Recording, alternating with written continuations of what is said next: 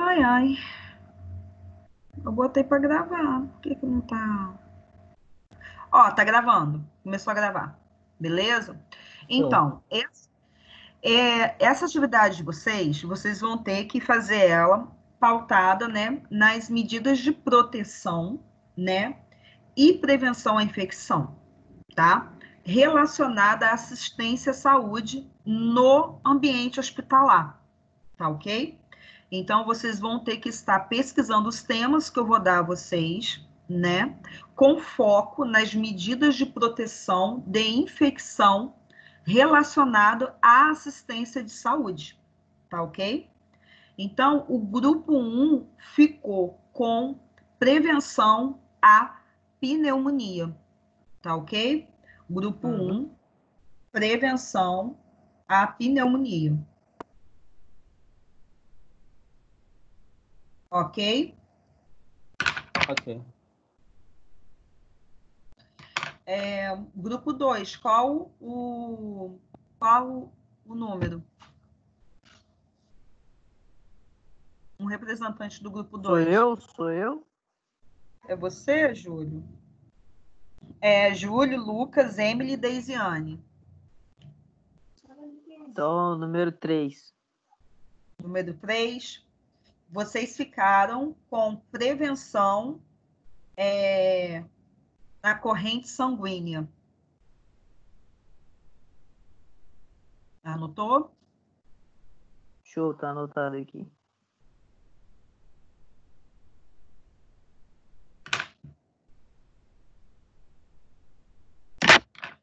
Grupo 3.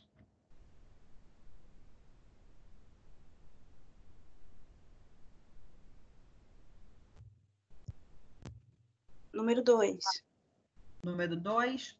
Você ficou com prevenção do trato urinário.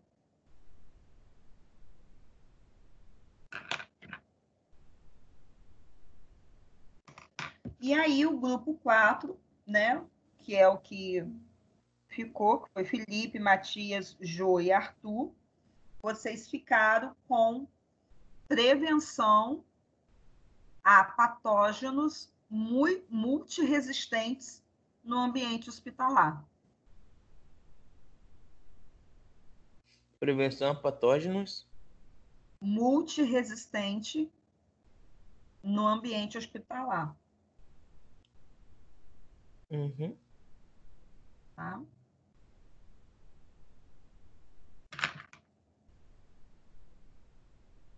E aí o que acontece, pessoal? Eu vou fazer isso, né, esse trabalho de vocês. Vocês sabem que não pode ter contato, né? Então, é um trabalho em grupo, mas não pode ter contato em grupo. Então, por favor, se organizem, né? Façam um grupo de WhatsApp para conversar, para dialogar, para separar o conteúdo. Isso vocês já fazem, né? Vocês já sabem fazer trabalho e já sabem como, né, se organizar. O que eu gostaria de estar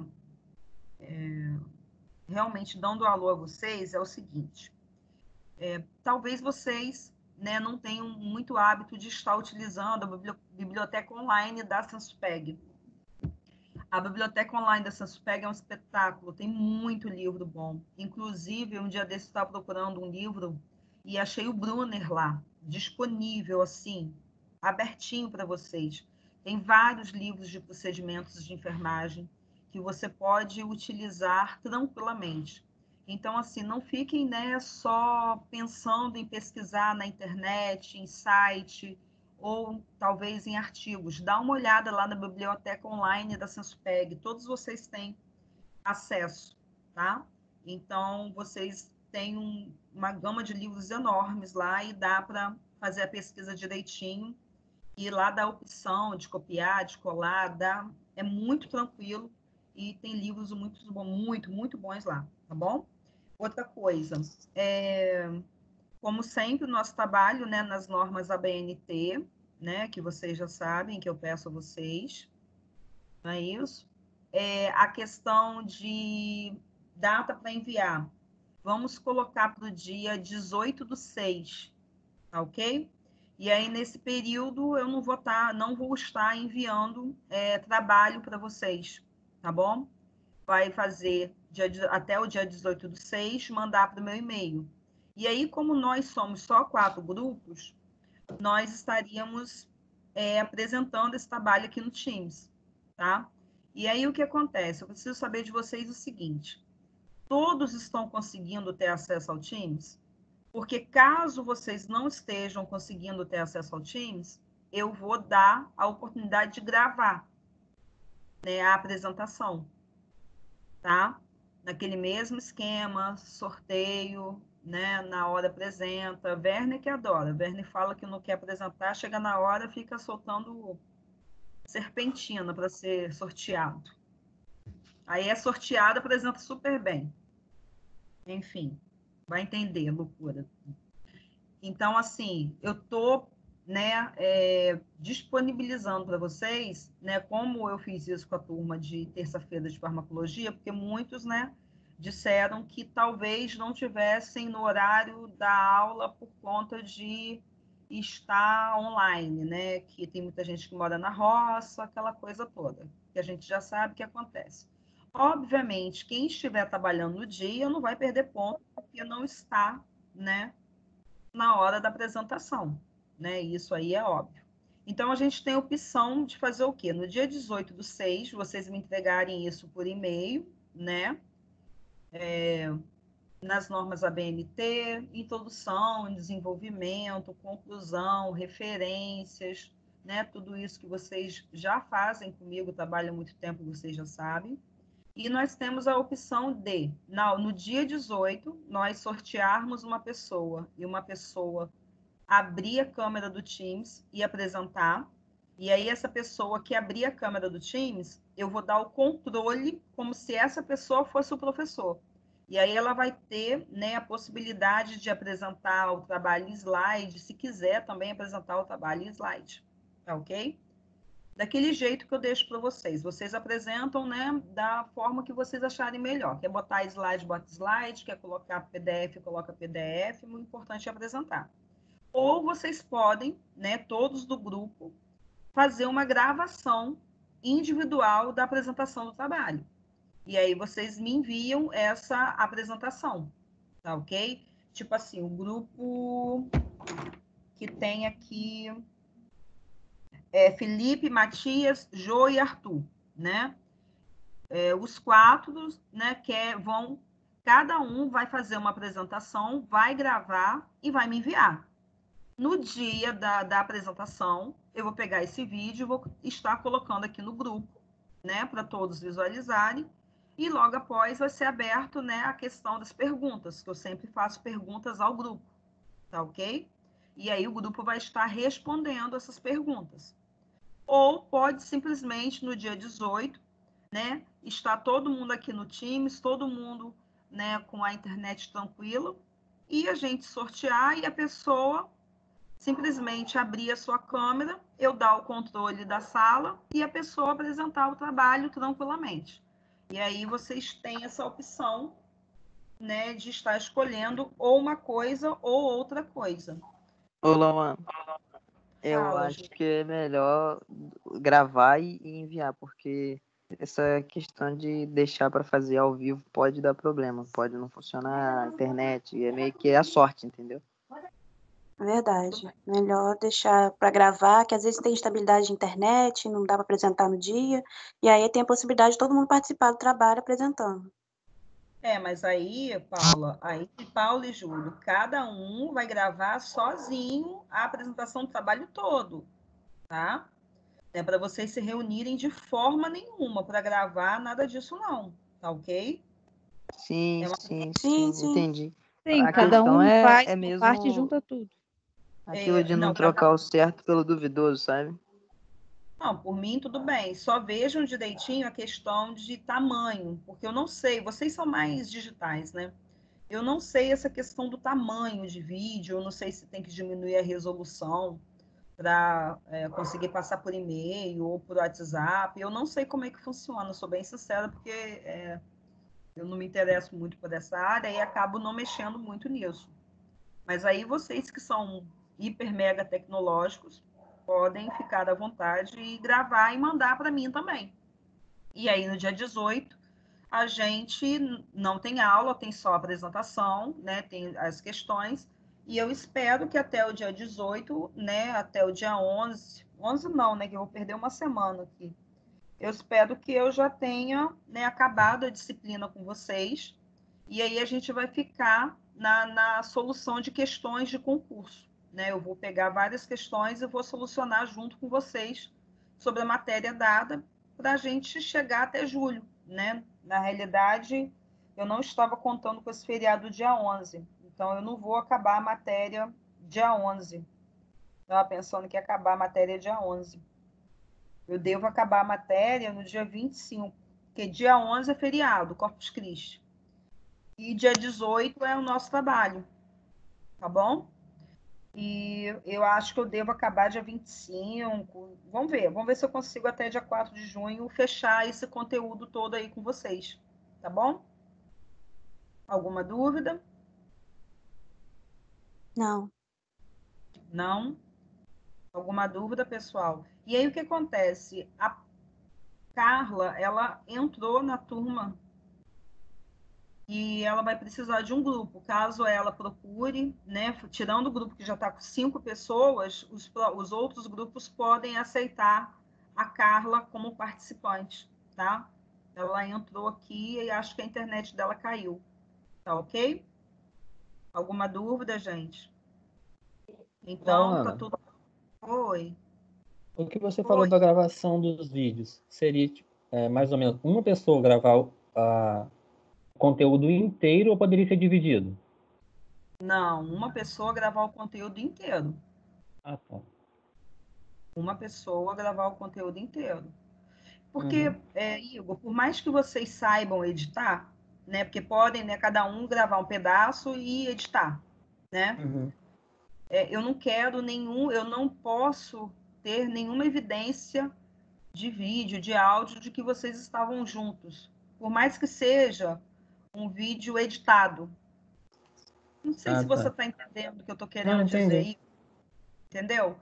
Entendi. Nessa atual pandemia, né? Por mais que assim, vamos supor que você e mais 2 gravem, você grava a primeira parte, o segundo grava e edita, né?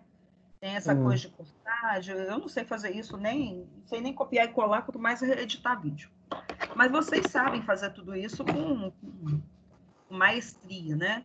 Mas, infelizmente, nesse momento agora, eu não tem como eu deixar, entendeu? Por mais que eu saiba da responsabilidade de vocês, por mais que eu saiba que vocês não vão se reunir pessoalmente, eu sei disso tudo, entendeu?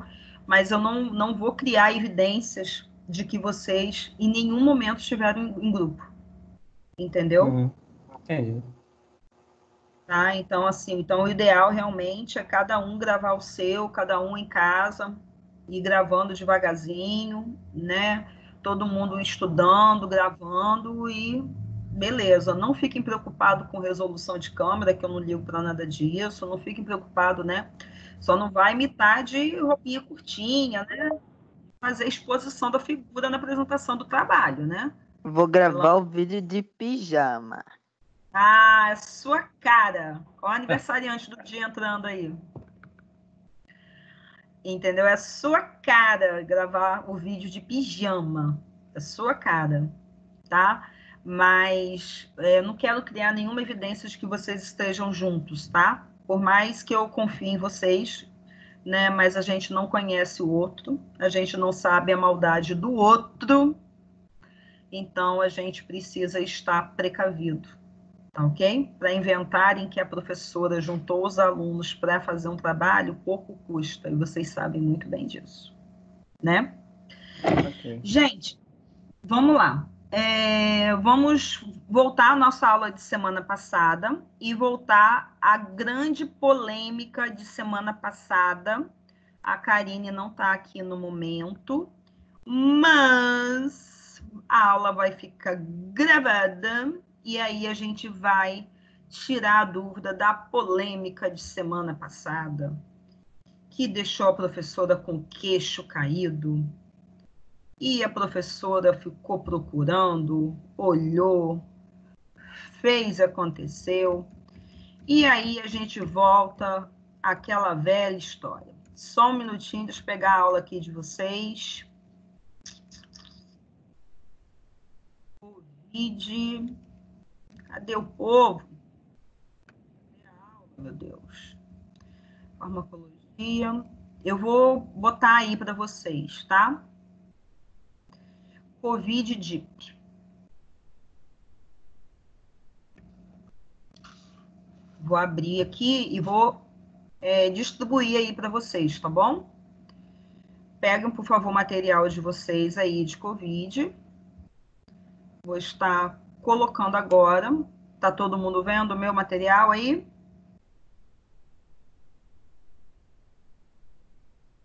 Tô vendo. Tá todo mundo Abriu. vendo? Abriu. Ok. Semana passada a gente falou dos cuidados de enfermagem hospitalar, né? Que como tratamento paliativo, os cuidados de enfermagem também precisa ser, né, de acordo com os sintomas apresentados pelos pacientes de internação. E aí eu comecei a listar para vocês alguns cuidados universais. A primeira coisa que a gente falou foi da segurança do paciente.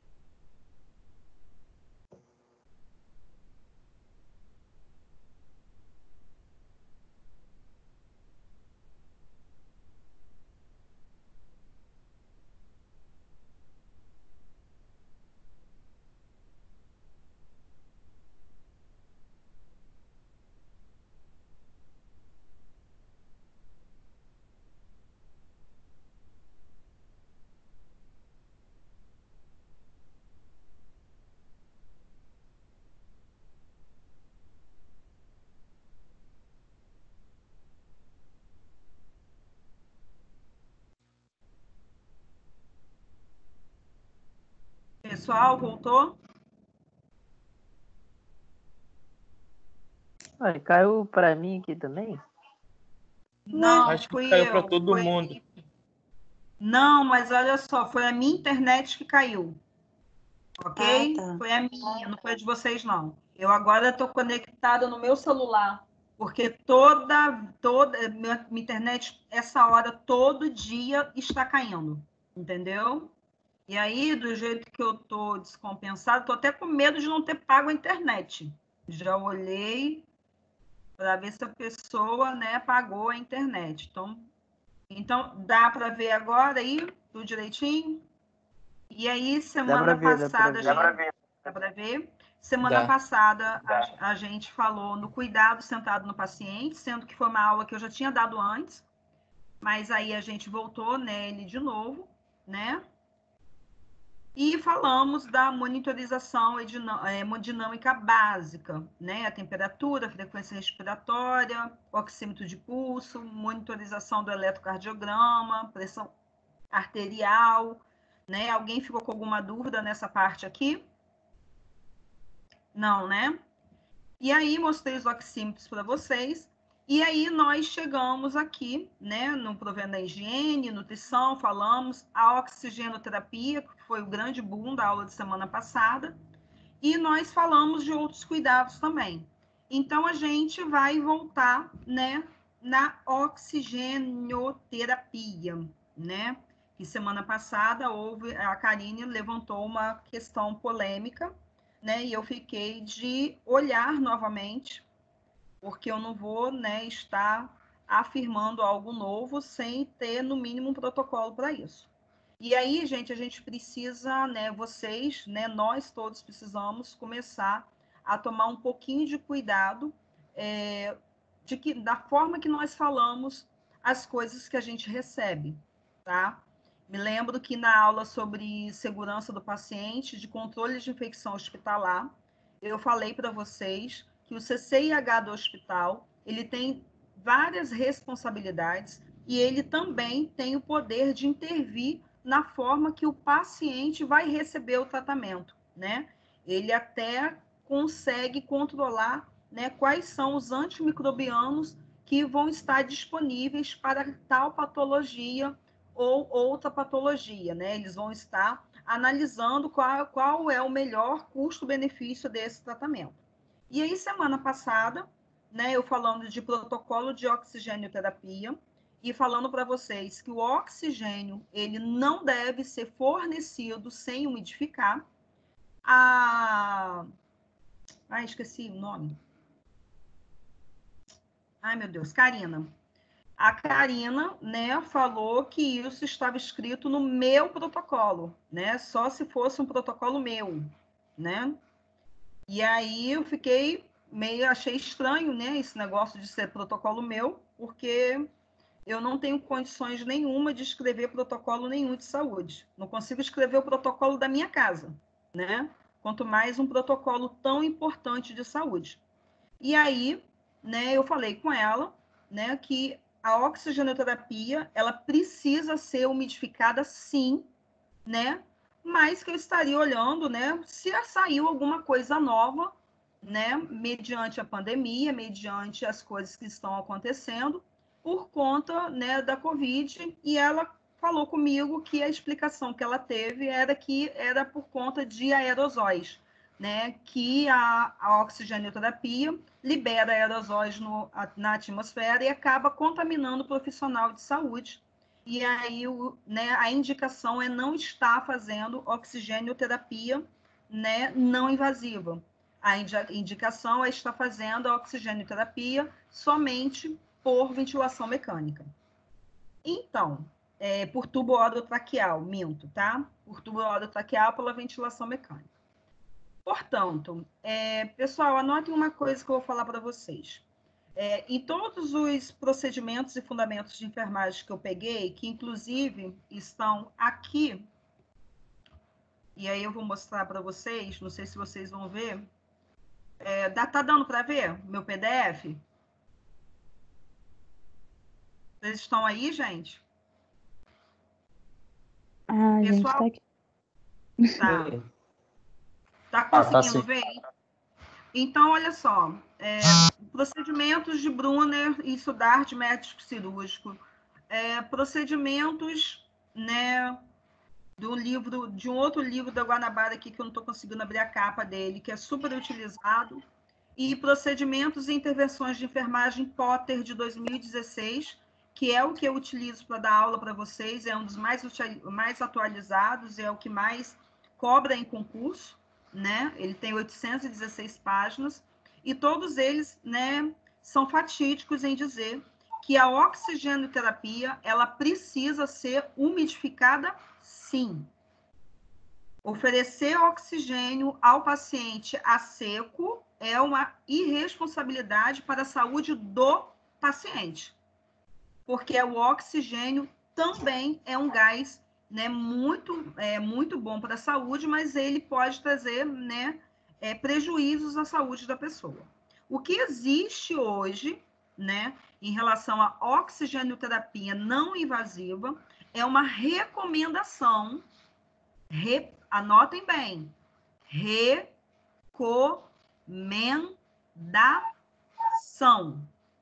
recomendação da Organização Mundial de Saúde, né, que a oxigenoterapia para coronavírus seja feita de forma, né, através do ventilador mecânico, né?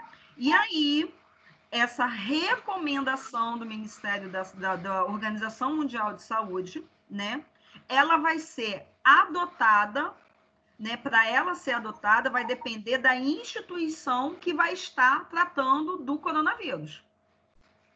Estão entendendo o que eu estou querendo dizer? É uma recomendação.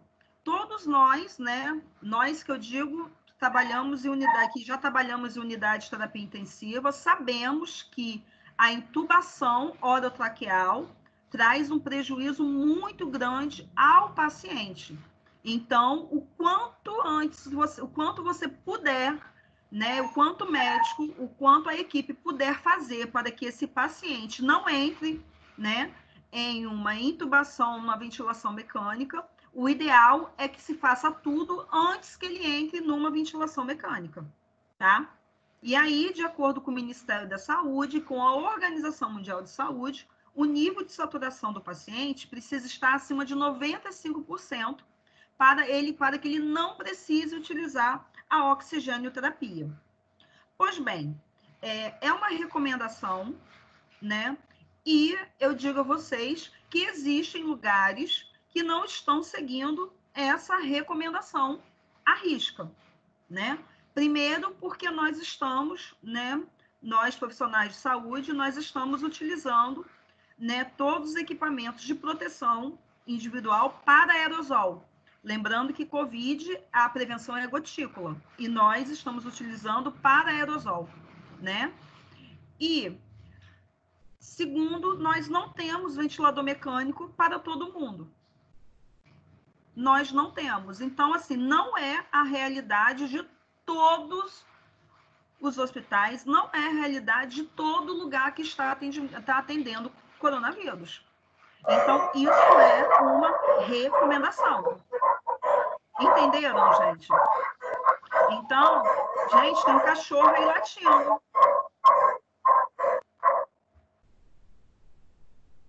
Ativei mudo de todo mundo. Então, isso é uma recomendação do Ministério da Saúde. Então, assim, o que a gente aprende com isso? Primeiro, aprender a expressar, né? Isso não é um protocolo meu, né? Inclusive, eu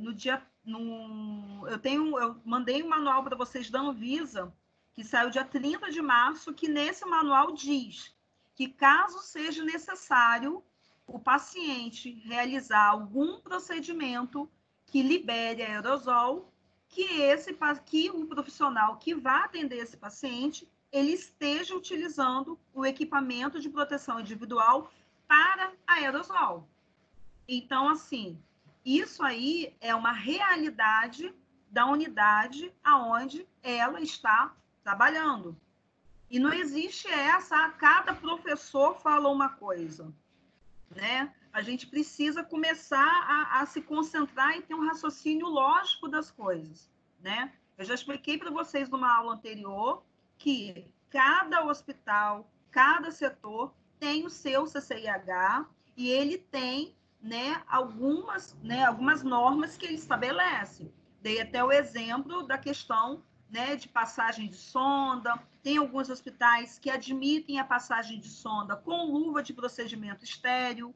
Não é aquela luva de procedimento que a gente usa cirúrgico, estéril, não é isso? Então, cada hospital, cada unidade vai trabalhar de acordo com o que o CCIH está oficializando para ele, né? Mas oferecer oxigênio a seco para o paciente é, no mínimo, uma irresponsabilidade, né? E isso é uma coisa que a gente não vê.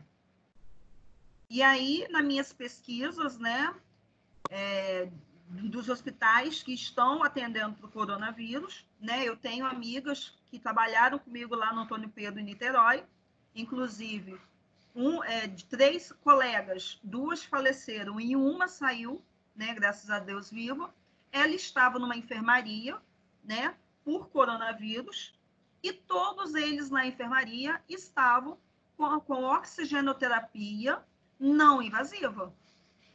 Todos eles, né? Ela e mais 3 pacientes numa enfermaria que estava lá, precaução para aerosol, ventilação não invasiva. E eles estavam, todos os 4, no hospital com essa ventilação. E aí, quando ela melhorou um pouquinho, ela falou com as meninas que estavam trabalhando, pode deixar que eu vou ficar aqui dentro, vou ficar de olho nos outros pacientes, eu vou ajudar vocês, porque ela também é enfermeira. Entenderam, gente? Então, assim, isso é um protocolo de recomendação, tá? Uma coisa é você ter ventilador mecânico disponível para todo mundo e você está implementando isso para todo mundo. Outra coisa é você não ter isso à sua mão, né? Então, cada setor, cada hospital, cada unidade vai trabalhar de acordo com o que o seu CCIH preconizar. Agora, oferecer oxigênio a seco, mesmo em época de pandemia, bom, pelo, né, o que eu pesquisei até agora dos locais, né, que estão atendendo, né, as enfermeiras me relataram que não foi oferecido a nenhum paciente que elas estivessem de plantão oxigenoterapia a seco, sem fluidificar, tá? Todos o que eu perguntei, tipo assim, foram uns 5 a 6, mais ou menos, 6 unidades, que eu conheço muita gente, né? Já trabalhei muito em vários locais, assim, com o pessoal. Então, assim, a gente precisa ter esse cuidado, tá ok? Porque existem lugares que, tipo assim, a recomendação é para, né, intubar quando a saturação de oxigênio estiver a 94%. Tem gente que chega a 92% e não intuba. Tem gente que bota uma máscara de Venturi, né? E a máscara dá conta, tá ok? E aí o que acontece, né? Aí é o risco-benefício. O que é melhor? É melhor o paciente conseguir respirar por conta própria ou ele ficar dependente de um ventilador mecânico? E aí vai depender do que a instituição, né, que está recebendo essas pessoas tem para oferecer. Tanto de material humano, né, de qualificação também das pessoas que vão estar atendendo, né, esses contatos por aerosol, tá? Porque o que acontece? O COVID é gotícula. Quando você faz a nebulização e a oxigenoterapia, né, vem e transforma-se em aerosol. É claro que a forma de contágio é maior. Obviamente, isso daí é nítido que é maior. Assim como também é maior na tuberculose. Tuberculose também, a pessoa que tem tuberculose é aerosol, né? É claro que a pessoa que tiver tuberculose, se fizer alguma oxigenoterapia, alguma nebulização, ela também vai liberar aerosol. Entenderam, gente? Então, tudo vai depender, né, do local onde nós vamos estar trabalhando, do CCIH, do que vai dizer e principalmente da equipe que você vai estar trabalhando. Se é uma equipe experiente para estar lidando com isso. Tá bom? Alguma dúvida? O oxigênio deve ser ofertado para o paciente sempre umidificado, né? Exatamente. E aí, a forma que vai, né, se vai utilizar uma máscara CPAP, se vai utilizar uma máscara de Venturi, se vai utilizar através da ventilação mecânica, aí já são outros 500. Mas oferecer oxigênio sem umidificação, né, não vi ainda escrito, né, nos protocolos que eu costumo estudar, não vi ainda, e na prática também nunca vi. Né? Na prática, nunca vi nenhum profissional, nem auxiliar, nem técnico e nem enfermeiro ofertando oxigenoterapia de suporte a seco, né? Porque é comprovado que não é o ideal, né? Então, assim, isso aí é questão realmente de, né, protocolo de instituições e protocolo de enfermagem, né? E protocolo também médico também, eles, né? Qual vai ser, não sei, qual vai ser o médico que vai, né, prescrever oxigênio seco? Eu não sei qual é, não sei como é que ele vai fazer isso, não sei se tem alguém que faça isso, eu não sei se isso é instituído lá com eles, que pode instituir aqui com a gente, no livro já diz que não pode, né? No procedimento de enfermagem mais utilizado, que é o Brunner e que é o Potter, diz que não pode, né? Agora, se porventura um hospital, né, tiver uma fundamentação científica para oferecer isso, gente, independente de pandemia, tá? Independente de pandemia. Se vai ter, né, dados científicos que se pode fazer isso, e o CCIH vai estar se responsabilizando, mais o médico, mais a equipe toda, aí já são outros 500. E aí é peixe grande, né? Nós somos sardinhas no meio desse oceano. O que está acontecendo hoje, né, e que está surtindo muito efeito, eu coloquei aqui nesse slide, mas vocês estão sem, e aí eu acabei pesquisando mais e eu já tinha visto isso, é que eles estão, né, para que não tenha que estar utilizando a ventilação mecânica, que é algo muito invasivo e muito grosseiro, eles estão tentando, né, fazer capacetes, né, ou uma cápsula para que a pessoa possa ficar em oxigenoterapia sem ter que estar na ventilação mecânica. Então, tudo que eu falei com vocês comprovam. A ventilação mecânica, ela precisa, né, ser a última opção, porque ela é agressiva demais para o paciente. O paciente fica sedado, tá? O paciente, ele é uma máquina controlando a respiração dele, ele pode ter lesões nas cordas vocais dele. Tanto é que quando, né, você tira a ventilação mecânica, né, orotraqueal de um paciente adulto, né, ele precisa estar passando pela fonoaudióloga para que ela veja e faça o exame se houve algum prejuízo, né, nessa ventilação mecânica para o paciente, né? Então, é um local, né, uma ventilação mecânica invasiva, tem maior possibilidade de ter comorbidades em relação à infecção cruzada, entendeu? Então, assim, não é um procedimento tranquilaço, assim, não, beleza, vamos lá, vamos entubar e acabou. Não é dessa forma, né? Então, assim, deve-se evitar a ventilação mecânica, né? Ela só deve ser instituída em último caso, tá? Beleza, gente? Alguma dúvida? Entendi. Todo mundo entendeu? Gente, bota um okzinho, joinha, fala Sim. ok. Todo mundo entendeu essa questão da ventilação? Entendi. Todo mundo entendeu a questão da oxigenoterapia? Agora, a gente precisa entender o seguinte: aonde que a professora Lauana trabalha, um exemplo, aonde que a professora Lauana trabalha no ambiente hospitalar, onde ela trabalha, o que o CCIH recomendou? Ok? Um exemplo. Existe uma recomendação da Organização Mundial de Saúde. Vamos supor que eu trabalhe num Copador da vida, né? Que tem tudo e mais um pouco. Que tem essas cápsulas, que tem, né, o capacete, que tem esse capacete. O que o hospital onde eu trabalho recomenda? Entenderam, gente? E aí não é a questão de cada professor falar uma coisa. É a questão realmente de protocolos. Tá ok? Agora, uma coisa é básica. Existem coisas que são básicas. Isso aí é uma coisa básica que vocês precisam saber. Tá ok? Alguma dúvida? Tá?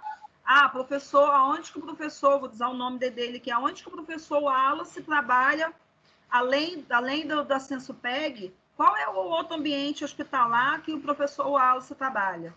E o que é que foi recomendado lá nesse setor onde o Wallace trabalha? Aonde a Lauana trabalha na UTI, Lauana trabalha na UTI adulta, da onde? E qual foi o recomendado nessa UTI adulta? O que é recomendado lá? Entendeu, gente? Agora, o que não pode é fazer procedimento errado, né? Em nome de prevenção, em nome de falar, não, está proibido. Não, peraí, proibido como? Não tem nada, não tem protocolo instituído, né? E voltando a dizer, não tem condições de escrever protocolo nenhum não, tá, gente? E se porventura, eu sempre falo isso com vocês e quero que vocês fiquem muito à vontade. Se porventura eu estiver falando alguma coisa que não esteja condizente, pode falar comigo, que eu não esquento cabeça, não. Eu procuro, eu leio, eu olho tudo. Se eu estiver errado, eu vou falar que eu estou errada. Gente, me desculpa. Mudou o protocolo e eu não vi. E aí acabei passando para vocês. Vocês falam comigo, tá? Que para mim tá tudo ok. Tá bom? Mais alguma dúvida em relação à oxigenoterapia? Vamos continuar? Vamos continuar. Vamos continuar.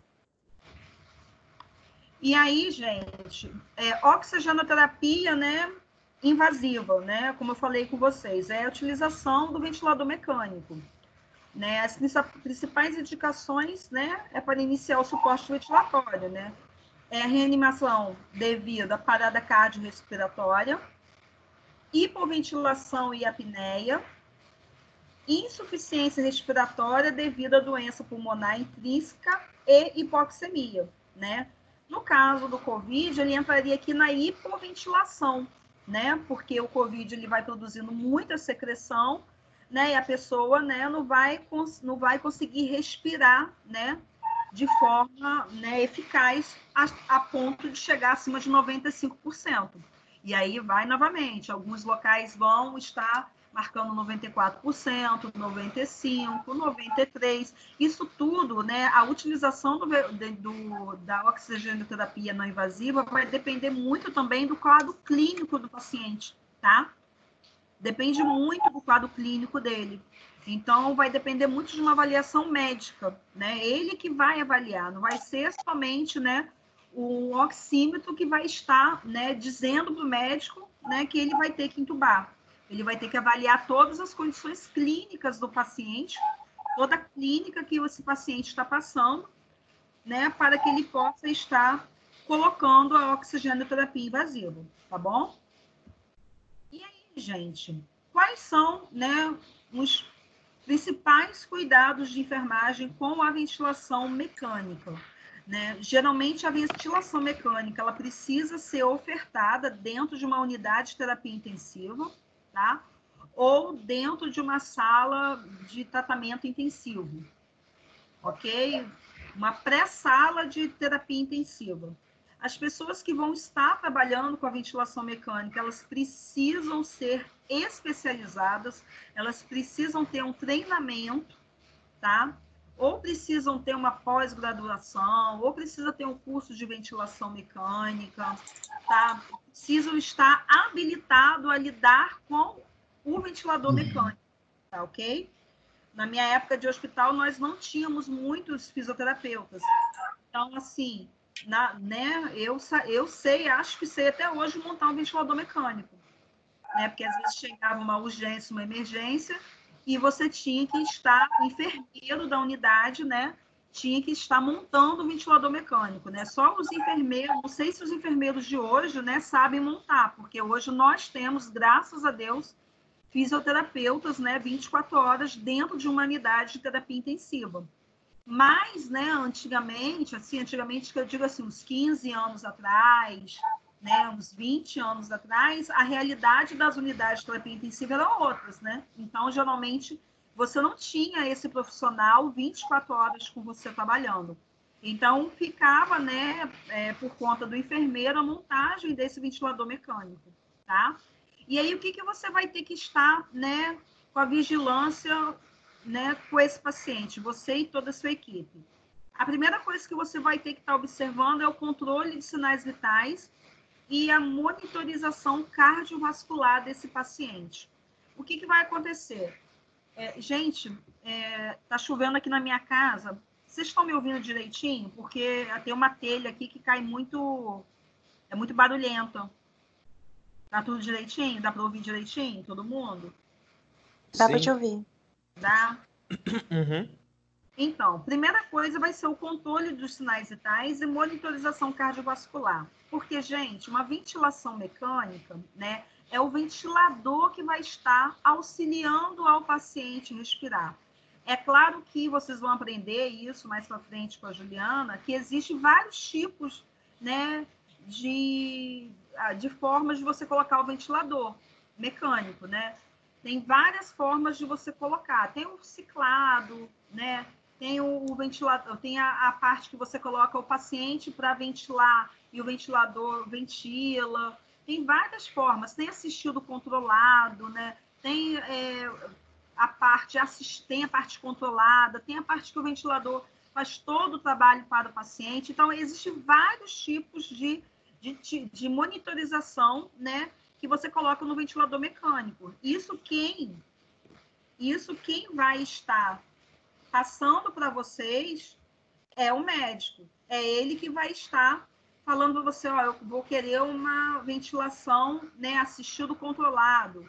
Vou querer uma ventilação totalmente, o ventilador fazendo o trabalho todo, tá ok? Então, você vai ter que estar dando uma olhada nessa monitorização cardiovascular, porque o seu organismo, o nosso organismo, está acostumado a realizar esse trabalho sozinho, né?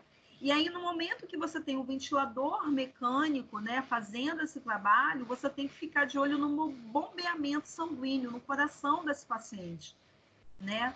É algo novo para, né, o coração, é algo novo para o organismo.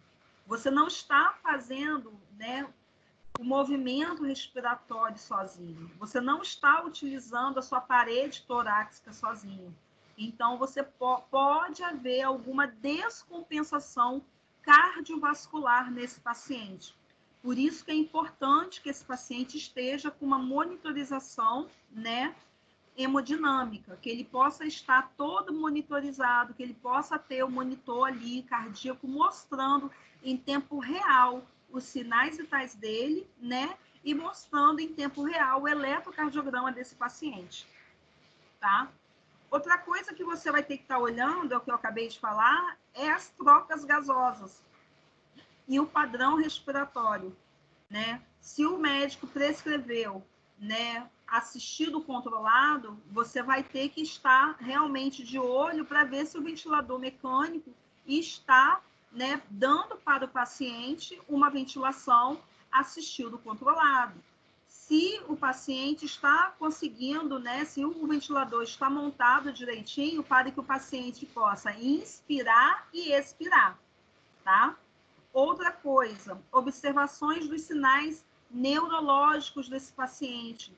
Todo paciente que está com ventilação mecânica, ele precisa ser sedado, porque a ventilação mecânica, ela dói. Existem relatos de pacientes que já foram, né, que já passaram pela ventilação mecânica e eles relataram que dói bastante. Então, você precisa observar os sinais neurológicos dele, principalmente se houver, né, uma queda, né, abrupta da respiração desse paciente, da pressão arterial. Você tem que dar uma olhada se esse paciente ele está muito sedado, se ele está muito... como é que eu vou falar para vocês? Muito comatoso, muito... É difícil falar sem ter o paciente para mostrar para vocês. Isso vocês vão ver muito no estágio. Você precisa ter uma noção da hipodermia e da hipertermia desse paciente. Se esse paciente, como é que está a temperatura dele, se ele está com a temperatura dele dentro da normalidade, isso tudo vai estar passando para você no monitor cardíaco. Outra coisa que você vai ter que estar avaliando é a aspiração de secreções pulmonares. Essa aspiração de secreção pulmonar, ela é muito perigosa para o momento atual que nós estamos de Covid. A aspiração, né, de secreção pulmonar elimina aerosóis no ambiente. Então, a pessoa, né, o profissional que for fazer essa aspiração de secreção pulmonar, ele precisa ter um treinamento para fazer essa aspiração. Tá? Não é qualquer profissional que vai estar lá fazendo essa aspiração de secreção pulmonar. Porque dependendo do circuito, né? Dependendo se o circuito orotraqueal for um circuito fechado, vai ser mais fácil de fazer essa aspiração. Mas se ele for um circuito aberto, ou seja, você vai ter que desconectar o ventilador mecânico do tubo orotraqueal e fazer a aspiração, ele vai ser mais complicado. Tá? Ele vai estar eliminando mais aerosóis no organismo, no ambiente. E aí, quem são os profissionais habilitados para estar fazendo essa aspiração de secreção pulmonar? Ou é o fisioterapeuta, ou é o enfermeiro que vai estar ali na linha de frente fazendo essa aspiração.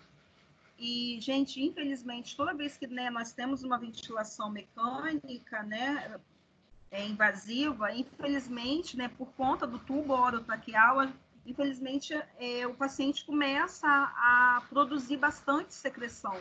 E aí você tem que estar, né, dependendo da situação, de 3 em 3 horas, aspirando esse paciente. Tá ok? E você consegue auscultar perfeitamente, né, essa secreção, né, no peito, né, no tórax do paciente. Então, você vai ter que estar observando essas secreções, você e o fisioterapeuta, tá ok?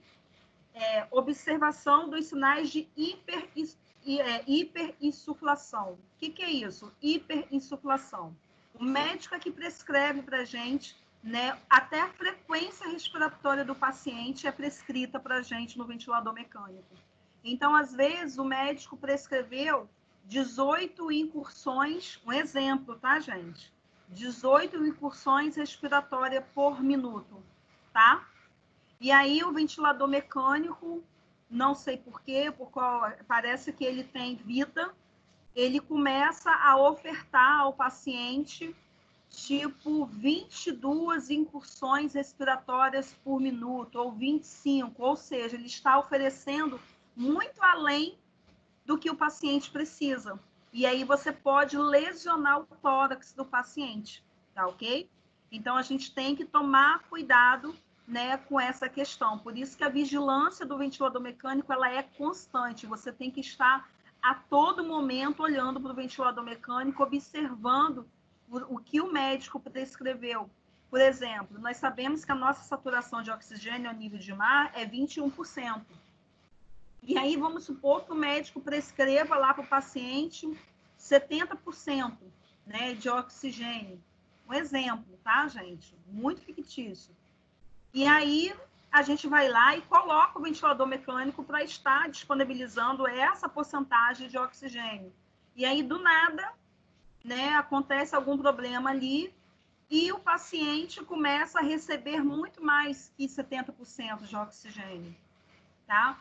Então, isso pode lesionar, né, a parede do tórax do paciente, tá? Pode lesionar o pulmão, ok? Alguma dúvida? Tá muito difícil de entender?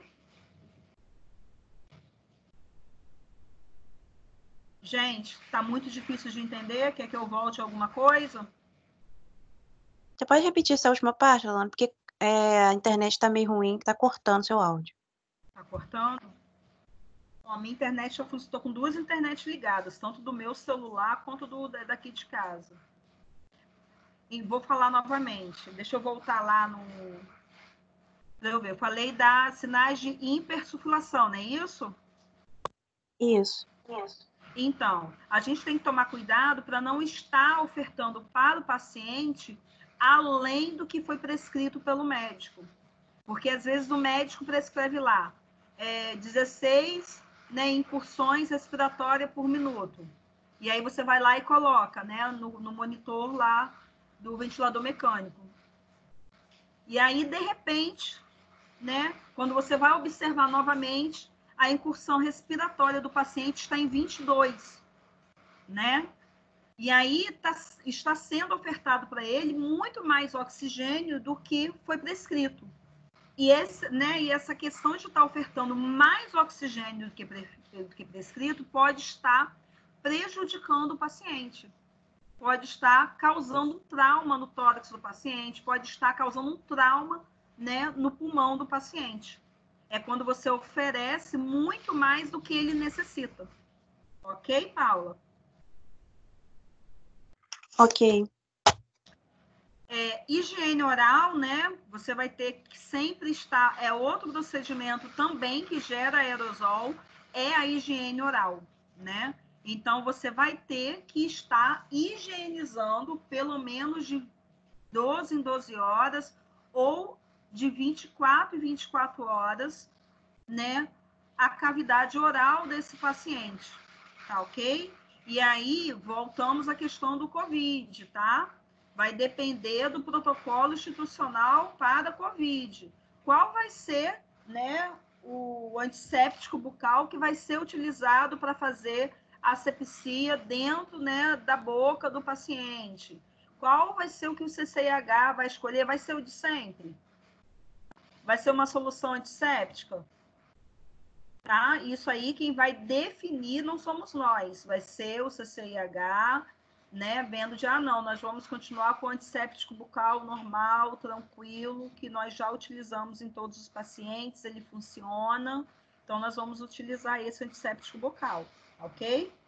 A gente precisa ver a troca de fixação, né, do tubo orotraqueal, que é um cadacinho que coloca, eu vou mostrar aqui para vocês. Deixa eu ver se eu consigo abrir aqui. Existe aqui, né, nesse tubo orotraqueal existe, né, um fixador para colocar ele certinho na boca do paciente.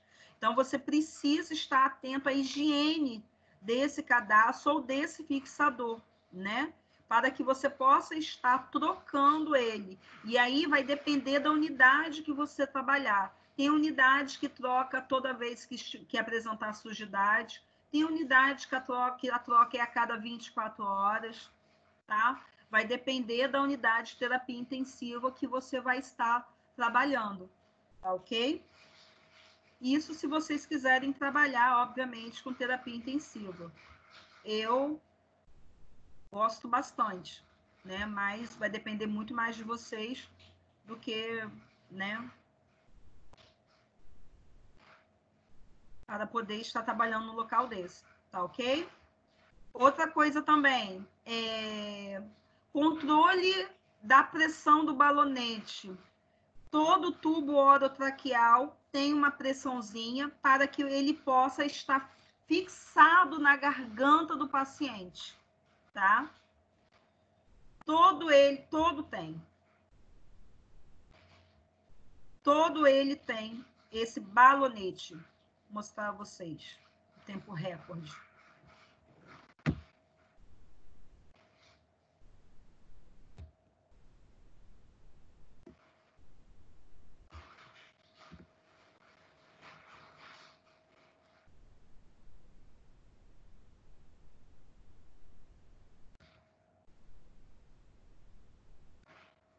Todo mundo vendo aí?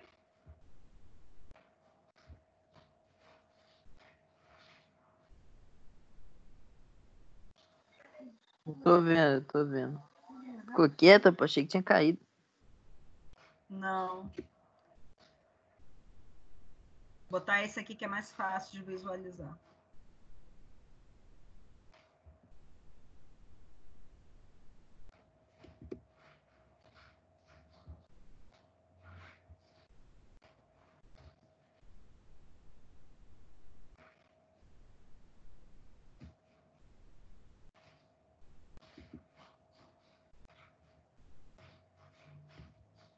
Tá todo mundo vendo aí, gente?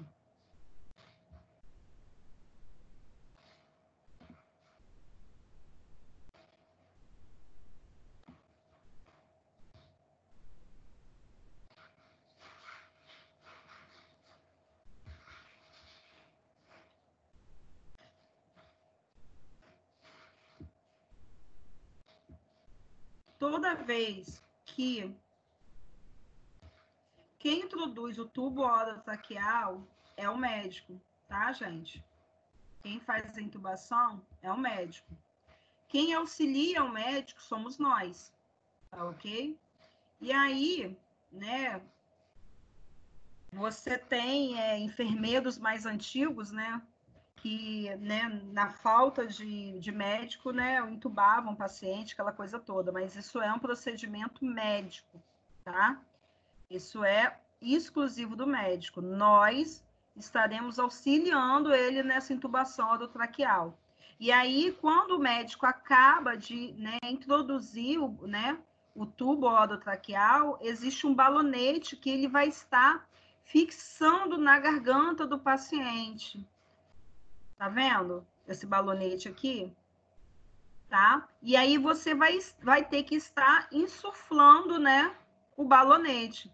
E aí o balonete ele vai ser insuflado de acordo com o que o fabricante pede para insuflar, tá? Por exemplo, em recém-nascido, né, em RN, não, o tubo orotraqueal não tem balonete. Por que não tem balonete? Porque esse balonete aqui, ele pode prejudicar as cordas vocais dessa criança, entenderam? Mas no adulto não tem como não ter, porque se você não suflar o balonete, o tubo orotraqueal pode ficar solto. E aí, ao invés de estar indo oxigênio para o pulmão, pode estar indo oxigênio para o abdômen do paciente, entendeu, gente? Alguma dúvida? Outra coisa que a gente vai ter que ficar de olho é na monitorização do balanço hidroeletrolítico e peso corporal desse paciente. Tem pacientes que, quando estão em ventilação mecânica, dependendo da patologia, ele pode ficar mais edemaciado ou ele pode perder peso, tá ok? Vai ter que ter um controle nutricional, então na nossa equipe a gente, né, vai ter que ter uma nutricionista para estar, né, auxiliando nesse controle nutricional desse paciente. Observação importante: umidificação e aquecimento do gás inalado, tá? O que acontece? Não, o ventilador mecânico tem um suporte nele que a gente coloca, né, a água destilada. Vou mostrar aqui de novo para vocês nessa imagem aqui. Aqui, vê a setinha do meu mouse, tá vendo aqui? Aqui é o local onde você coloca, né, a água destilada, e o próprio ventilador mecânico, ele aquece esse oxigênio junto com a água e manda para o paciente, tá? O ventilador mecânico, ele precisa estar aquecendo essa água, né, essa água destilada para chegar até o paciente, um oxigênio úmido e aquecido, tá? Porque esse oxigênio, ele vai estar entrando diretamente no pulmão.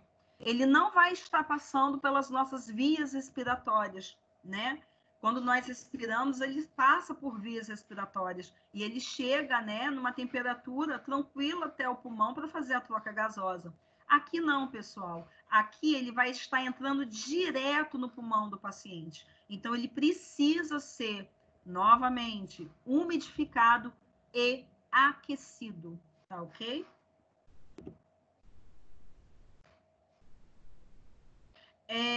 Observação do circuito do ventilador, observação dos alarmes do ventilador. O ventilador, ele precisa ter alarme, porque se acontecer qualquer parada, qualquer problema, né, no ventilador mecânico, o paciente pode vir a óbito por falta de oxigenação. Então, o ventilador mecânico, a bomba infusora, né, o monitor, ele precisa estar com o alarme ativado, ele precisa estar com o alarme ligado. É enjoado, professora? É enjoado você ficar 12 horas, 24 horas trabalhando com um troço apitando o tempo inteiro. É chatinho, é enjoadinho, mas é essencial, tá? Para que a gente possa ter um estalo, né? Começou a apitar, você já tem um estalo que você tem que ir correndo naquele leito atender, porque está acontecendo alguma coisa ali. Se você botar o ventilador mecânico, o monitor, né, a bomba de infusão, tudo no silencioso, o paciente vai a óbito ali e você nem vê, dependendo da situação. Então, monitor tem que estar com alarme ativado, bomba infusora com alarme ativado, ventilador mecânico com alarme ativado, tudo ativado, para dar um sinal de alerta para a gente que a gente precisa ir lá. A gente precisa, né, observar o sincronismo entre o paciente e a máquina. Como eu disse para vocês, existem módulos ventilatórios em que o paciente respira um pouquinho e a máquina respira pelo paciente. Geralmente é o assistido controlado, né? O paciente e a máquina trabalhando junto, tá ok?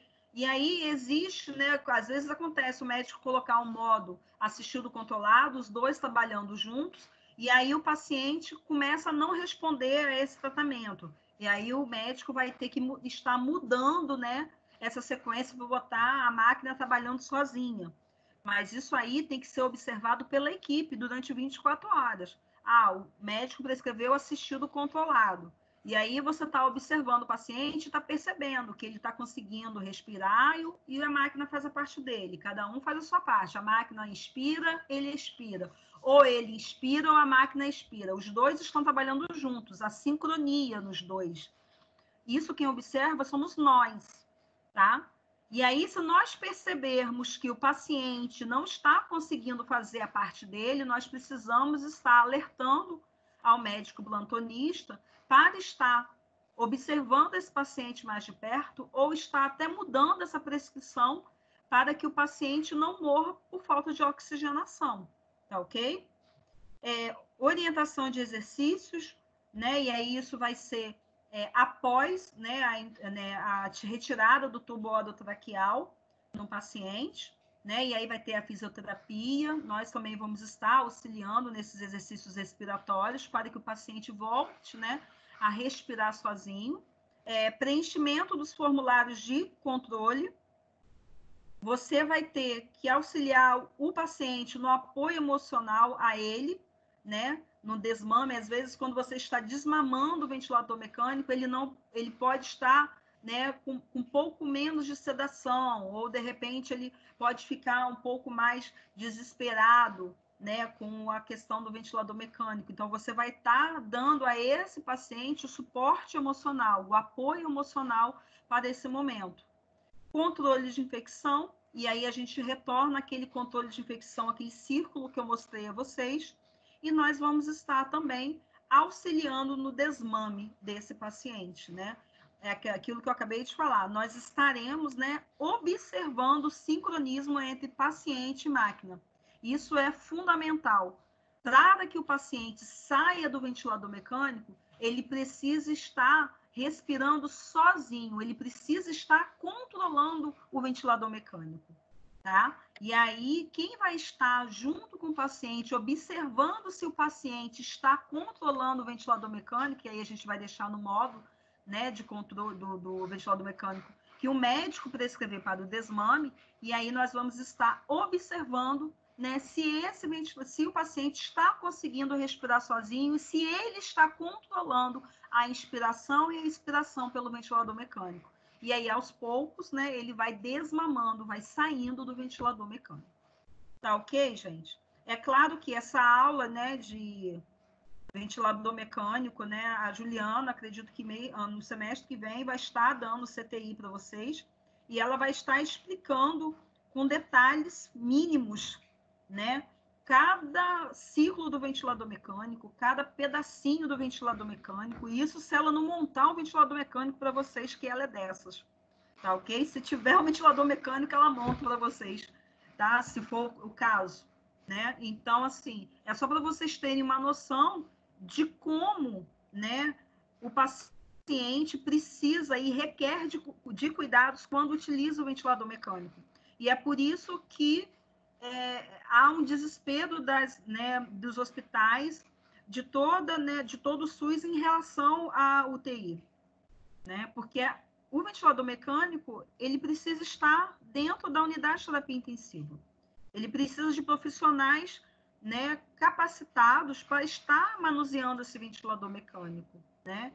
E nós, né, sabemos muito bem, né, que existe uma demanda muito grande de ventilador mecânico, existe uma demanda muito grande de profissionais, né, que possam estar atuando nessa área para que possa dar um atendimento qualificado ao paciente e, ao mesmo tempo, para que possa estar, né, mantendo a sua vida com segurança, né? Porque você está lá num plantão, né, 24 horas com paciente com Covid. E aí tem um ventilador mecânico. Você tem que estar a todo momento indo olhar esse ventilador mecânico. Você precisa estar em contato com esse paciente para estar escutando o paciente para ver a questão da secreção. Você e o fisioterapeuta também precisam estar, né, dependendo da unidade, revezando para estar fazendo a aspiração desse paciente. Então, são procedimentos difíceis e procedimentos que liberam aerosóis. Então, não é qualquer profissional que pode estar fazendo isso. É igual a intubação orotraqueal, né? O Ministério da Saúde está recomendando que o médico que for fazer a intubação, que seja o médico mais experiente da equipe. Que não seja um acadêmico, não desmerecendo acadêmico, não desmerecendo residente, não é nada disso. É porque o risco de contaminação é muito grande. Então, esse procedimento precisa ser feito o mais rápido possível para não eliminar aerosóis no ambiente. Então, a intubação orotraqueal precisa ser realizada também por um médico mais experiente, um médico que já esteja habituado a fazer isso e que faça de forma rápida, para que ele não se contamine e não contamine o ambiente. É a mesma coisa da aspiração. Tá ok, gente? Alguma dúvida?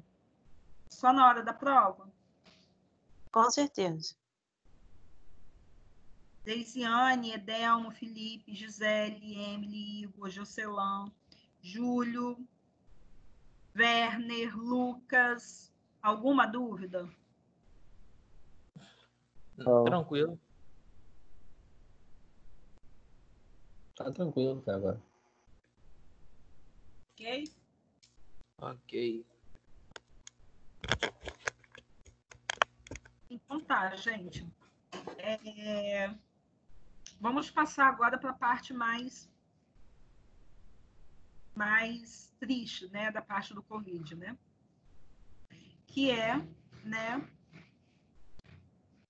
o cuidado do corpo após o óbito, né? Como eu falei para vocês, né, semana passada, não existe nenhum medicamento. Bom, até ontem, né, que eu estava lendo, os Estados Unidos e o Japão aprovaram uma medicação para utilizar em casos mais graves de Covid, tá? Aqui no Brasil está usando a cloroquina, né, em casos mais graves. E aí tem pacientes que respondem bem à cloroquina e tem outros que não conseguem responder à cloroquina, né? Anitta. Também tem aniversariante do dia. Tem também o Anitta, que o pessoal também tá também falando. Tem um outro também. Ivermectina. Isso. Então, todas essas drogas, né, estão em fase, né, de regulamentação, né? Então, assim, não está, né, por enquanto, né, aprovado, né, a nível nacional pela Anvisa o uso, né, da Anitta, né, da cloroquina, da ivermectina, né? Então, assim, para a medicação ser aprovada, como eu falei com vocês semana passada, ela precisa ter uma eficácia comprovada para o maior número de pessoas possíveis, né? Precisa ter isso, a Anvisa precisa, né, além de outros experimentos, a Anvisa precisa ter essa comprovação científica, né? E nós temos, né, biomédicos, farmacêuticos, biólogos, né, na corrida por esse tratamento, mas infelizmente, dependendo, né, do estado que o paciente esteja, dependendo das comorbidades ou não, tem pessoas novas falecendo por conta de Covid. Depois eu quero falar com você. Comigo? Depois. Tô em aula. Ah, olha só, olha o outro louco. E aí, infelizmente, o paciente vem a óbito por Covid. E aí, o paciente que vem a óbito por Covid, infelizmente, ele perdeu a guerra contra o vírus. E aí você há de convir que ele vai estar altamente infectado, né? Ele vai estar com uma sepsemia por Covid. E você precisa, né, orientar a sua equipe, né? E Lawana, desculpa, foi mal, ativei o microfone sem querer. Agora que eu me dei conta que eu fiz besteira. Pode continuar a aula. Já estou continuando, amor. E aí, infelizmente, o paciente vem a óbito e você e a sua equipe precisam estar preparados, né, para manter a sua segurança e a segurança da sua equipe ao lidar com esse corpo, né? Esse corpo ele vai estar, né, impregnado do vírus. O corpo perdeu a batalha para o vírus.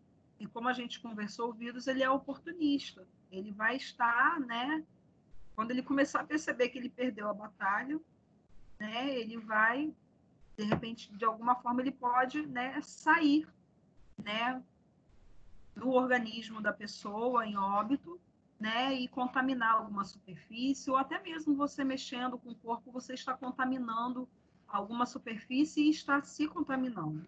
Então, o Ministério da Saúde montou, né, um protocolo para o manuseio do corpo, né, pós-Covid. E aí, as orientações pós-óbito é o seguinte, né? Durante os cuidados, o cadáver, né, com o cadáver, só devem estar presentes no quarto ou na área, no caso no necrotério, né, que é para onde vão os corpos, ou na unidade de terapia intensiva, os profissionais estritamente necessários, tá? com todos os EPIs. Então, não tenha nenhuma necessidade de ter 3, 4 pessoas preparando um corpo. O ideal é que tenha, no máximo, 2 pessoas preparando esse corpo, tá? Considerando a possibilidade de monitoramento, recomenda-se que sejam registrados nome, datas e atividades de todos os trabalhadores que participaram dos cuidados pós-mortem, incluindo a limpeza do quarto e da enfermaria. O ideal é que, né, o CCIH, o Serviço de Controle de Infecção Hospitalar, tenha registrado, né, quem são as pessoas, os profissionais que tiveram contato com esse cadáver pós-morte. Principalmente o pessoal da limpeza, que vai estar fazendo a limpeza final do leito, da cama, da enfermaria, tá? Então, é preciso ter o nome dessas pessoas para que elas possam ser monitorizadas, caso elas apresentem alguma contaminação por Covid, né? Que o Serviço de Controle de Infecção Hospitalar saiba em que local que essa pessoa, né, teve contato com esse patógeno, tá? Todos os profissionais que tiverem contato com cadáver, né, devem utilizar gorro, óculos de proteção, protetor facial, avental impermeável de manga comprida, não é aquele avental descartável, é o avental impermeável, bota impermeável, luvas nitrílicas e máscara cirúrgica. Nós estamos utilizando o controle para aerosóis. A maioria dos serviços de comissão de infecção hospitalar estão utilizando a máscara N92, tá bom? Então, assim, isso é uma recomendação. Não, Ana, perdão, a luva é o que mesmo? Pode repetir, por favor? Nitrílica. Tá escrito aí para vocês, de vocês aí. Ah, tá bom. Tá? É uma luva mais grossa, né? Luva de procedimento, não. Tá? E aí, né? Alguém tem alguma pergunta?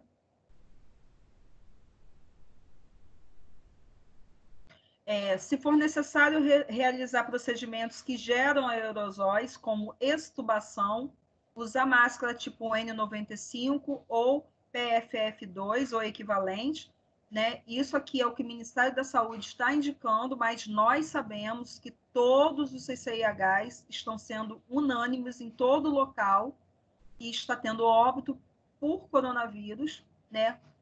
Os profissionais, além de todos os equipamentos acima descritos, eles estão utilizando, né, máscara N95, tá? E aí os tubos e os drenos, né, devem ser removidos do corpo com cuidado, tá? Por exemplo, o paciente faleceu, você vai tirar o tubo orotraqueal do paciente, você vai pegar, vai diminuir o cuff lá do balonete, vai tirar todo o ar do balonete e vai tirar com cuidado, tá? Não é porque está morto que você vai fazer de qualquer forma. Já não devemos fazer isso, né? Uma falta de respeito com o corpo, né? Ainda mais se tratando na época do Covid. Então, você vai ter que estar retirando tubo, dreno, catéter com cuidado muito grande, tá?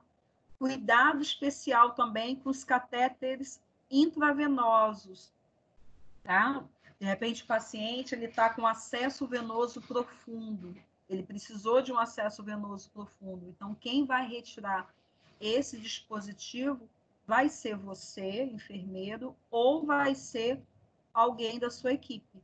Então, precisa ser retirado com cautela, tá? Beleza? Preparação do corpo, descartar imediatamente os resíduos, né, pérfuro-cortantes em recipientes rígidos à prova de perfuração e vazamento, com símbolo de resíduo infectante. Recomenda-se desinfetar e tapar, bloquear os orifícios de drenagem de feridas, epunção de catéter com cobertura hipermeável Existe no hospital uma cobertura impermeável que você pode estar, né? Pode não, vai ter que estar fazendo no momento que você estiver preparando esse corpo, né? Se esse corpo tiver com alguma lesão por pressão, você vai ter que estar, né, bloqueando esse orifício. Vai ter que estar fazendo um curativo impermeável para que não saia nenhum tipo de secreção do corpo da pessoa. Limpar as secreções dos orifícios nasais e orais com compressas, né? Tapar e bloquear os orifícios naturais do cadáver, boca, nariz, ouvido e ânus, para evitar extravasamento de fluidos corporais. E aí você vai poder estar utilizando algodão ou uma gaze ou até isobag, dependendo da situação que o corpo se encontra, tá ok? Vai depender muito, mas você precisa estar vedando todos os orifícios desse cadáver, boca, nariz, ânus, tá? Porque não pode haver extravasamento de fluidos corporais em lugar nenhum. E aí, como é que você vai, após ter feito tudo isso, né? Como é que você vai acondicionar o corpo dessa pessoa? Essa pessoa vai ter que ter o corpo acondicionado em 3 camadas. Primeiro, você vai enrolar o corpo com lençóis. Segundo, você vai colocar o corpo em um saco impermeável próprio, que vai estar lá para você, para impermear, né, para colocar lá no cadáver. Terceiro, você vai ter que colocar, né, em um segundo saco externo e desinfetar esse saco externo ou com álcool 70 ou solução clorada 0,5% a 1% ou outro saneante regularizado pela Anvisa, compatível com o material do saco. Então, perceberam que primeiro vão ser 3 camadas. Primeiro você vai enrolar o corpo com lençol, depois você vai colocar o corpo dentro do saco impermeável próprio e depois você vai colocar um segundo saco externo e ainda vai desinfetar todo esse saco externo com álcool a 70 ou solução clorada ou qualquer outro saneante, né, regularizado pela Anvisa e que seja compatível com o material do saco, ou seja, que não vai estar, né, prejudicando ou abrindo fissuras ou de repente rasgando o saco, tá ok? Você vai colocar a etiqueta com a identificação do falecido por fora do saco e vai identificar adequadamente o cadáver, né? Identificar, né, o saco externo de transporte com informação relativa a risco biológico. Então, o risco biológico para a COVID é considerado agente biológico classe risco 3, tá ok?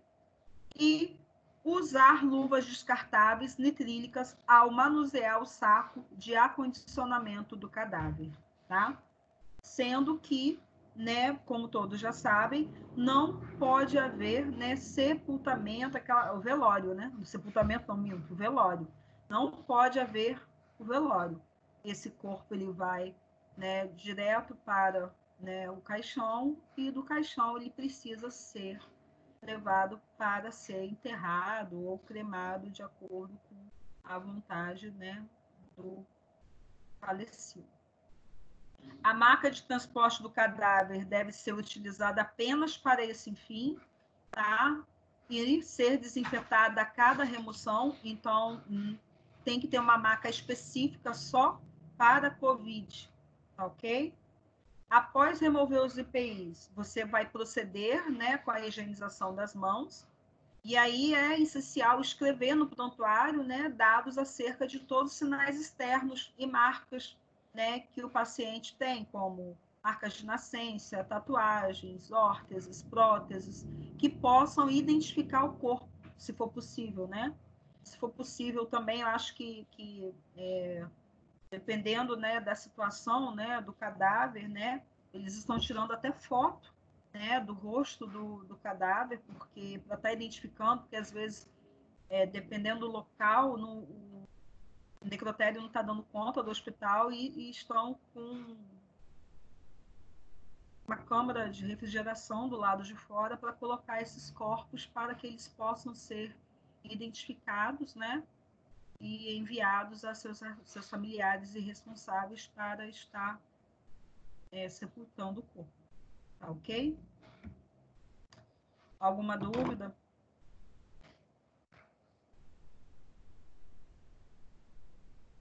Luana, e em relação à autópsia, precisa realizar a autópsia mesmo com a confirmação do Covid ou é só Não, fazer o sepultamento direto? não é realizada a autópsia, não está sendo realizada a autópsia. Está sendo, entendeu? Indicada a realização de autópsia. Geralmente, Paulo, geralmente, né, a autópsia ela só é realizada quando o paciente ele falece fora do ambiente hospitalar, né? Ou quando é assassinado, ou de repente, quando já, por exemplo, o bombeiro pegou, né, no acidente, e no meio do caminho o paciente vem a óbito, e aí ele é levado para o Instituto Médico Legal para identificar a causa do óbito, tá? Então, geralmente, quando o paciente já está internado, né, o médico lá na ficha, na certidão de óbito dele, lá ai, meu Deus, no prontuário, ele escreve as causas da morte, tá? Você recebe o paciente, a gente recebe, né, quem é responsável pelo paciente, recebe lá o prontuário, não, o certificado. Gente, a palavra não vem na minha boca. Ai, meu Deus. O protocolo de certidão de óbito. Não está vindo na minha cabeça o nome de jeito nenhum. E aí, nesse protocolo que você vai ter que ir lá no cartório para fazer a certidão de óbito do paciente, já vem escrito lá as causas do óbito. Então, não é necessário realizar a autópsia, tá bom? Agora, uma coisa, de repente, né, completamente inusitada de repente, acontecer um acidente com alguém e alguém, né, está com Covid-19 e morrer por conta de acidente. E aí esse corpo, né, vai ter que ser levado para autópsia, mas infelizmente a pessoa que estiver lá realizando a autópsia, ela não vai ter como saber se o paciente tem Covid-19, se o paciente tem AIDS, se tem tuberculose, né? É aquilo que a gente falou numa aula aí atrás que eu falei com vocês, né? Todo paciente, quando você olha para o paciente, você tem que imaginar que ele é um potencial, né, para a contaminação. Então, você não sabe se o paciente tem AIDS, se tem Covid, se tem tuberculose, se tem outra doença, né, sífilis. Você não sabe qual a doença que esse paciente carrega. Então, você precisa estar sempre paramentado. Muito bem paramentado para receber esse paciente, tá? Alguém tem mais alguma dúvida?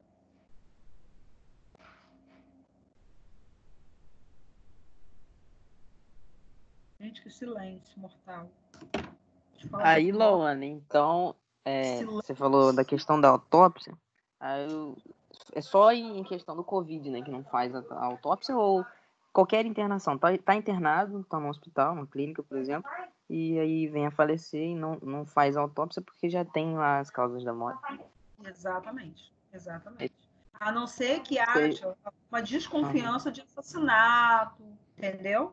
Mas, por exemplo, está internado na clínica médica com qualquer outro tipo de doença, né? E aí veio a óbito, né? Tornou por uma infecção urinária que se tornou sepsemia, né? E aí o médico vai dar lá o laudo da morte do paciente, entendeu? E aí, tendo o laudo, né?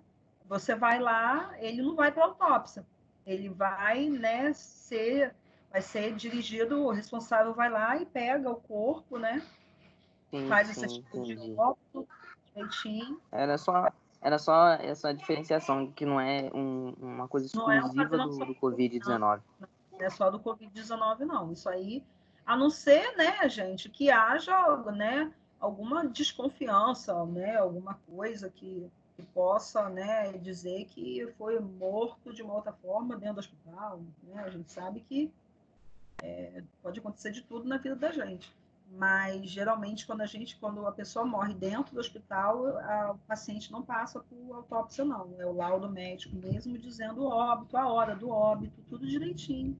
É o médico que preenche, né? E o familiar vai lá e pega. Porque o que acontece? Acho que eu passei isso para vocês em aula. Porque aí vai, uma via fica com o cartório, a outra via fica, né, com o hospital, e a outra via segue para o Ministério, né, da Saúde, né, para a Secretaria de Saúde, para estar dando, né, para que possa saber a quantidade Foi de isso votos. mesmo. Não foi? Então, assim, o médico ele passa para você e você vai. E engraçado, é uma ficha de notificação de óbito, tá? Que é, assim como tem a ficha de notificação de nascidos vivos, tem a ficha de notificação de óbito que quem preenche é o médico. E aí lá nessa ficha tem um localzinho, né, que pergunta qual foi o porquê do óbito, né, qual foi o diagnóstico do óbito, tá bom? E aí tem pessoas, né, dependendo da pessoa que vem a óbito, tem pessoas que vêm a óbito por diversas patologias. Às vezes você vai olhar lá e cai lá, né, para você.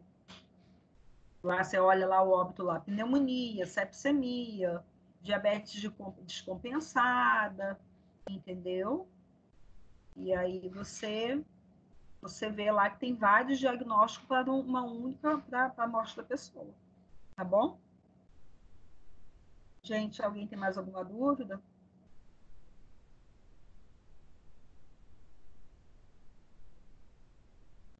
Não?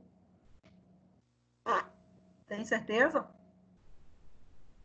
Edelmo, Lucas, Jocerlan, Felipe, Thalita, Deisiane, Paula, Júlio, Igor. Alguém tem alguma dúvida? Tudo Só certo. você falar que vai começar a fazer pergunta, Lauana, que aparece todo mundo. Vocês devem estar assistindo uma live aí enquanto estou dando aula para vocês.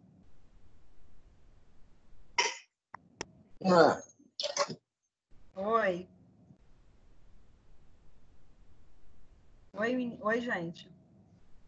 Gente, vamos aproveitar então. Vamos cantar um parabéns para Matias, que hoje é aniversário de Matias. Vai fazer